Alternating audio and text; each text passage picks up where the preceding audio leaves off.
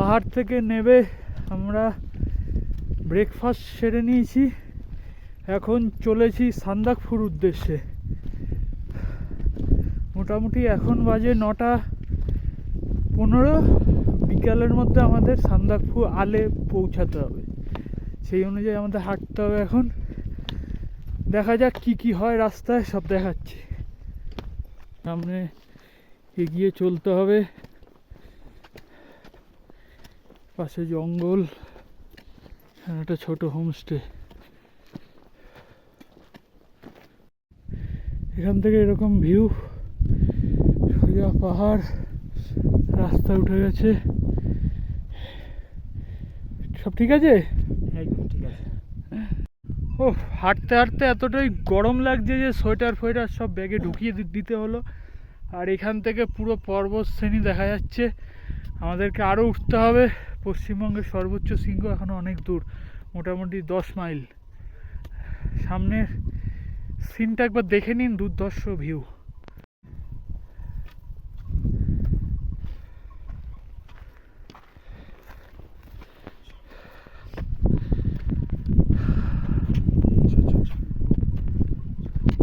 অনেকটাই হাঁটছি, পুরো চড়াই উতরাই পেরিয়ে এক পাহাড় থেকে আরেক পাহাড়, সেখান থেকে আবার আরেকটা পাহাড়, এইভাবে কোনো থামাথামি সিন নেই, টানা হাঁটা।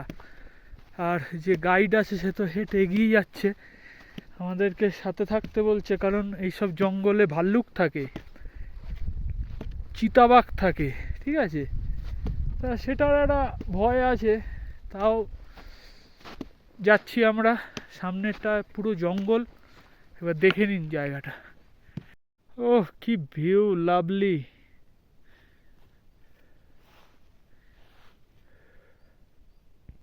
এখান থেকে নামতে হচ্ছে, জঙ্গলটা শেষ হচ্ছে। রাস্তা যা, ভিডিও করতে পারছি না। পাশটা পুরোটা ব্যাক সাইড পুরো জঙ্গল। এখান থেকে এখন আমি নামছি।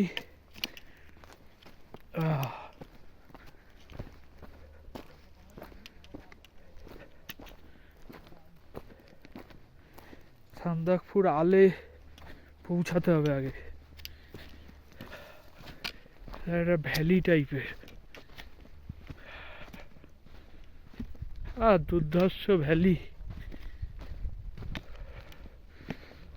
এখন একটা ভ্যালির উপর দিয়ে যাচ্ছি, অনেক দূর হেঁটে, জঙ্গলের মধ্যে দিয়ে হেঁটে এই ভ্যালিতে পৌঁছালাম। এখনো অনেক দূর, মোটামুটি 7-8 মাইল মতো হাঁটতে হবে। চলো যাওয়া যাক। ওইখানে পৌঁছাতে হবে দূরে পাহাড়, তাই হলো সান্দাকফুর আল। এখন সামনে একটা ইয়াক দেখতে পাচ্ছি। ইয়াক হে কাকা, ইয়ে হ্যাঁ চাউরি, আচ্ছা এটা হলো, আচ্ছা। এখানে অনেকগুলো বসে আছে পাহাড়ের খাঁজে, কি লম্বা লম্বা লেজ, ঘন লেজ, সব বসে আছে।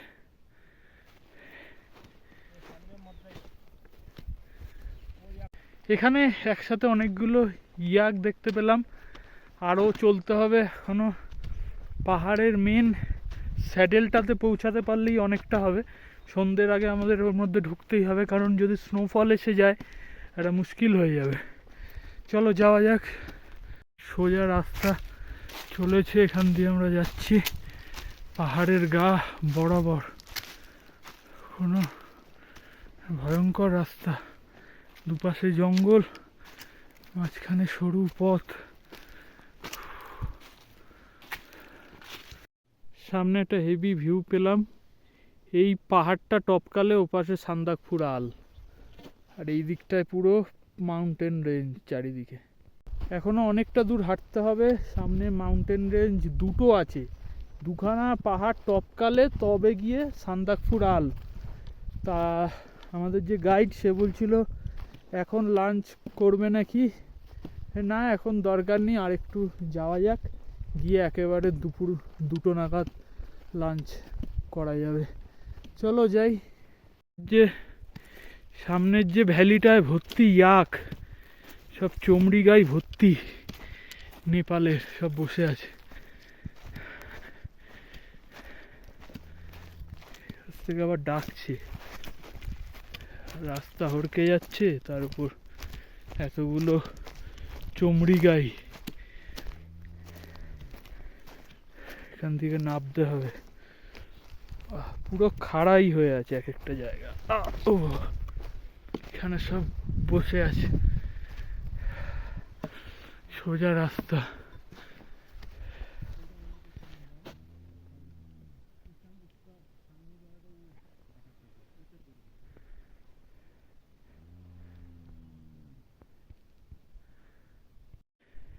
এতগুলো সিঁড়ি পার হয়ে উঠে এলাম, সামনে আরো পথ সোজা গেছে সান্দাকফু। পাহাড় যতটা দেখতে সুন্দর দূর থেকে, কিন্তু পাহাড় পার হওয়া ততটাই বেশি কষ্টকর। আমরা যারা গাড়ি নিয়ে আসি তারা তো এই পাহাড় ও পাহাড় তো গাড়িতেই যাই, কিন্তু এরমভাবে হেঁটে একটার পর একটা পাহাড় পার হওয়া সত্যি কষ্টকর। ফিটনেস না থাকলে আর কিছু কি বলবো, আমি হাঁপিয়ে গেছি। ওফ বাপরে বাপ, একটার পর একটা পাহাড় পার হতে হচ্ছে। বলছে এই পাহাড়, বলছে সামনের এই পাহাড়টা টপকাতে হবে, ওই পাহাড়ে যেতে হবে, পরপর পাহাড়। সেগুলোর সব রাস্তা চড়াই উতরাই সব টপকে গিয়ে তবে গিয়ে সান্দাকফু আল। আজ ওখানে গিয়েই থাকবো, কালকে বেরিয়ে পড়বো সান্দাকফুর উদ্দেশ্যে। এই জায়গাটা দারুণ লাগছে, সামনে সব হেঁটে হেঁটে উঠছে, পাশে পাহাড়, পাশে রাস্তা।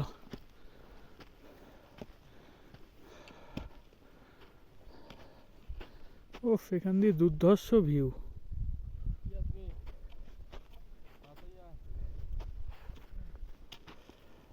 এখন আমরা একটা পাহাড়ের টপে উঠেছি অনেক কষ্টে, এখানে একটু রেস্ট করে আবার আমরা উঠবো। এখনো তো আরো দূর তো, এখনো 2 ঘন্টা লাগবে।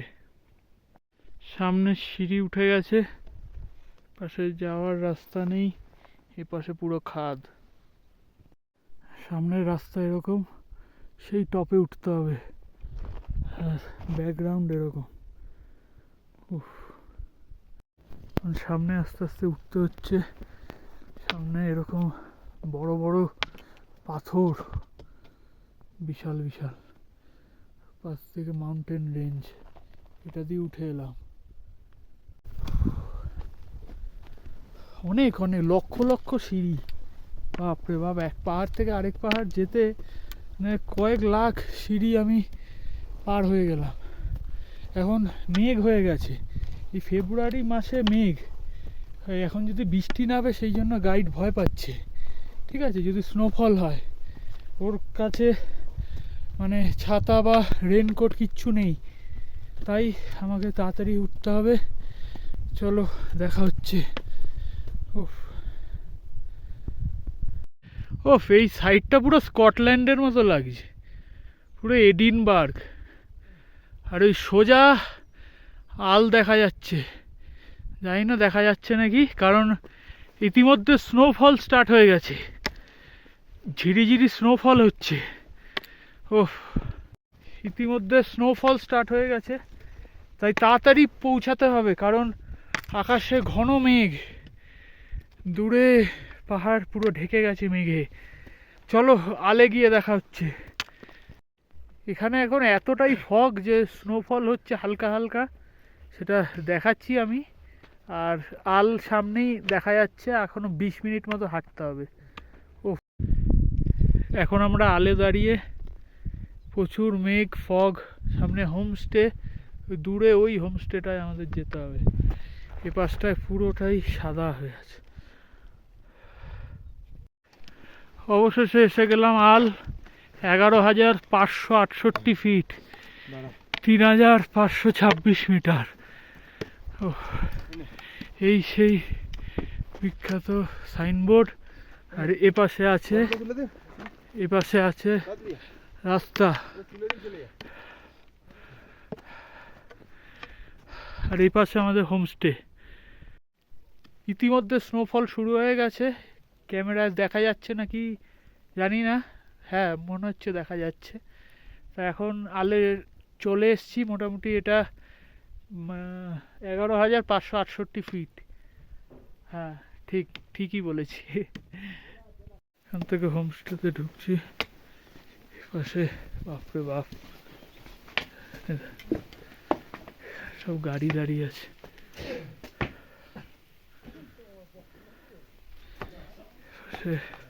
স্নোফল যেহেতু স্টার্ট হয়ে গেছে,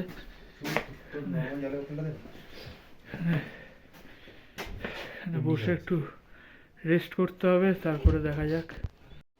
ও অনেক কষ্টে আলে এসে পৌঁছালাম। কালকে সকালে আবার বেরিয়ে পড়তে হবে সান্দাকফুর উদ্দেশ্যে, আরও 2 কিলোমিটার মতো লাগবে, হেঁটে উঠতে হবে। এটা এখন আমাদের একটা ঘর দিয়েছে, 3টে বেড, এতে শুয়ে পড়তে হবে। বাইরে দিয়ে ভিউ দেখা যাচ্ছে, কিন্তু সবই আবছা। প্রচন্ড স্নোফল হচ্ছে। হ্যাঁ আচ্ছা, बहुत स्नोफॉल हो रहा है।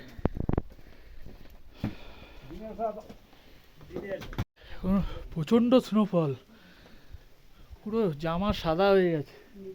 এখানে বৃষ্টি হচ্ছে না, স্নোফল হচ্ছে, দুর্ধর্ষ। বাইরে এখন সেই স্নোফল হচ্ছে, মারাত্মক। এই সাবাস ঘরেও এসে যাচ্ছে, ঘরেও স্নো হচ্ছে। এখন আরো সাদা হয়ে গেছে, পুরো উঠোন, পুরো হোমস্টে পুরো সাদা হয়ে গেছে। এখন একটু হেঁটে হেঁটে যাচ্ছি, সবে স্নোফল হয়েছে, পুরো হাওয়া। ওরে বাপরে বাপ, এই দিকটা দেখুন পুরো সাদা হয়ে গেছে, দূরে পুরো ভ্যালি সাদা।